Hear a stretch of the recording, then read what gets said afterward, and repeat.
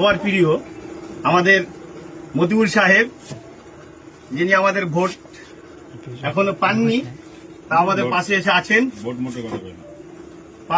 আছেন।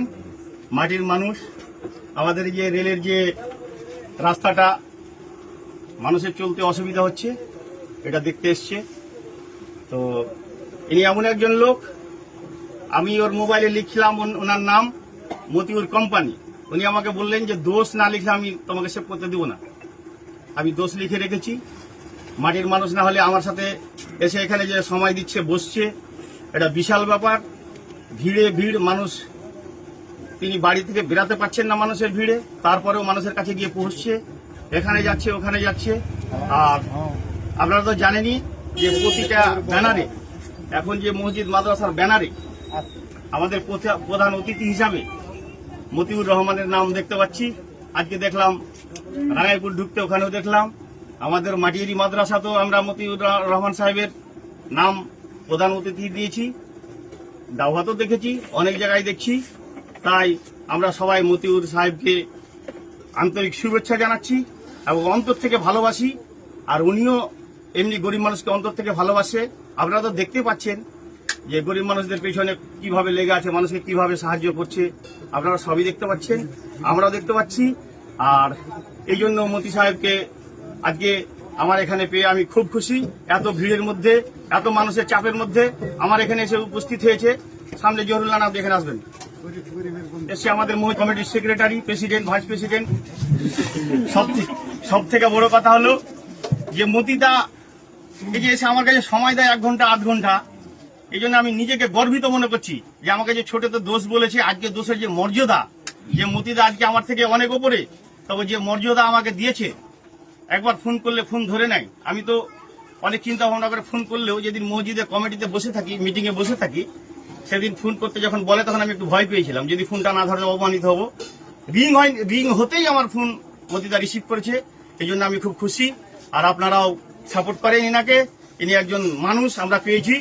এই মাটিতে অনেক টাকা পয়সা আলা লোক আছে, অনেক ধনী ব্যক্তি আছে, অনেক রকম মন্ত্রী আছে, অনেক রকম নেতা আছে, কিন্তু মতিদার মতন লোক আমরা আজ পর্যন্ত দেখিনি, পাইনি। আজকে যাকে দেখেছি, গরিবের বন্ধু আমাদের মতিউর সাহেব আমার এখানে উপস্থিত আছে, আমার এই ভাঙা দোকানে দাঁড়িয়ে আছে। আপনারা দেখুন, এবং আপনাদের কোনো যদি অভিযোগ থাকে আপনারা শান্তভাবে বলবেন।